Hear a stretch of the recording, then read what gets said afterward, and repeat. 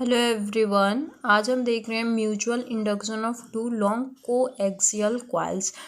तो इसमें जो है म्यूचुअल इंडक्शन हमें निकालना है। दो लॉन्ग कोएक्सियल कॉइल्स हैं। कोएक्सियल कॉइल्स मतलब क्या हुआ, जिनका एक्सिस सेम होगा। अभी हम देख रहे थे mutual induction of two long solenoid था या फिर कॉइल्स था, जिसमें सोलेनोइड के जैसे मैग्नेटिक फील्ड बन रहा था। पर अभी हमें देखना है mutual induction of two long coaxial coils हैं। कोएक्सियल मतलब जिनका एक्सिस जो होगा सेम होगा। तो यहाँ पे देखो ये S1 और S2 है। तो S1 मान लो ये प्राइमरी कॉइल है, पहले से जो कॉइल है, एंड S2 जो है वो सेकेंडरी कॉइल है, जो कि इसके ऊपर से ही बना है क्योंकि इसका एक्सिस सेम रखना है। तो ये इसका पर्टिकुलर एक कॉमन एक्सिस है इन दोनों S1 और S2 का। और इसमें N2 टर्न्स है हम मान लेते हैं, और N1 जो है वो N1 टर्न्स है S1 का, एंड S2 टर्न्स है N2 टर्न्स है S2 के लिए। ठीक है, एंड रेडियस R है एंड लेंथ L है। तो let two coaxial solenoid each of length L। दो कोएक्सियल सोलेनोइड है जिनका लेंथ L है। Radius of inner solenoid S1 is R1। S1 का रेडियस R1 है, and number of turns per unit length is N1। और number of turns per unit length यानी जो छोटा n है वो number of turns per unit length जो है वो N1 है। And corresponding for outer solenoid S2 R। And वैसे ही S2 के लिए R2 रेडियस है, N2 नंबर ऑफ टर्न्स है respectively. And N1 and N2 जो है वो टोटल नंबर ऑफ टर्न्स है कॉइल S1 और S2 के लिए। तो मैग्नेटिक फ्लक्स जो φ1 है वो S1 है, और करंट जो है वो I2 है S2 के लिए। मतलब φ1 ये मैग्नेटिक फ्लक्स हुआ, और I2 जो है वो करंट हुआ। S1 के लिए मैग्नेटिक फ्लक्स φ1 है, एंड S2 के लिए करंट जो है वो I2 है। We know that flux linked with the secondary coil is directly proportional to the current flowing through the first coil. हमें ये पता है जो कि फ्लक्स लिंक्ड होता है सेकेंडरी कॉइल में वो डायरेक्टली प्रोपोर्शनल होता है करंट जो कि फ्लो कर रहा होता है फर्स्ट कॉइल में।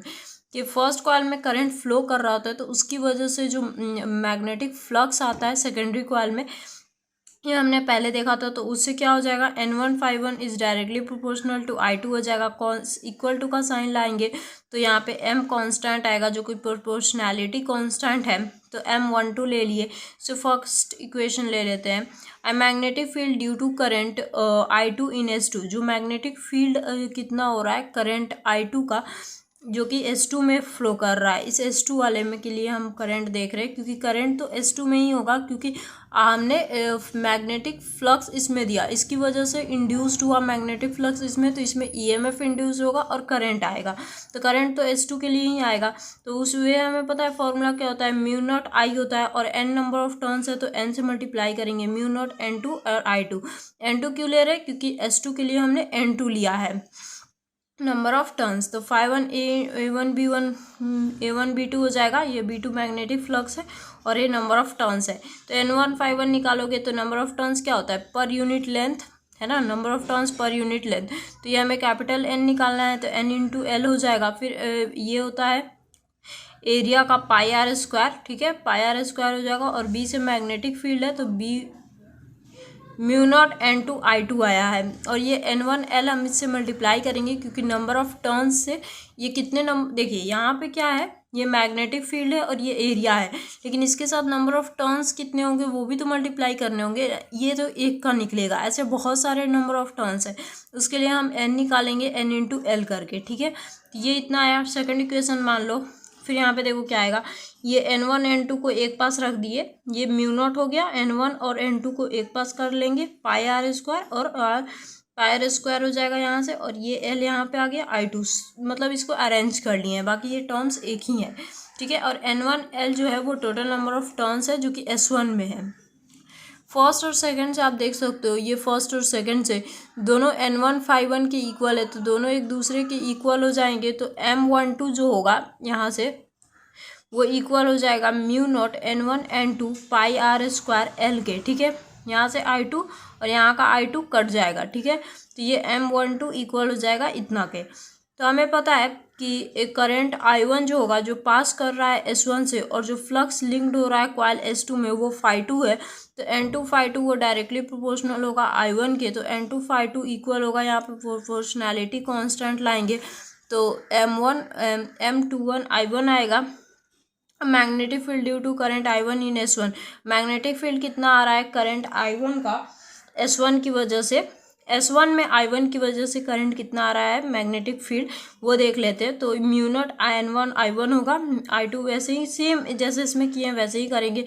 फिर यहाँ पे भी आएगा इनसाइड द सोलेनोइड, फिर N2L आ जाएगा, इसके जगह पे पाई आर स्क्वायर आ जाएगा। और ये magnetic field mu naught N1 I1 है, ये हम S2 का यहाँ पे देखे थे, अभी S1 का देख रहे हैं, ठीक है।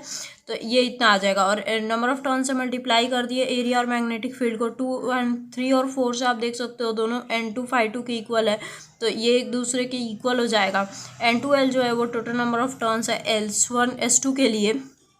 तो यहाँ से M21 जो होगा वो mu naught N1 N2 pi are square L आ जाएगा, ठीक है। यहाँ से भी I1 कट जाएगा और ये इतना फॉर्मूला आएगा।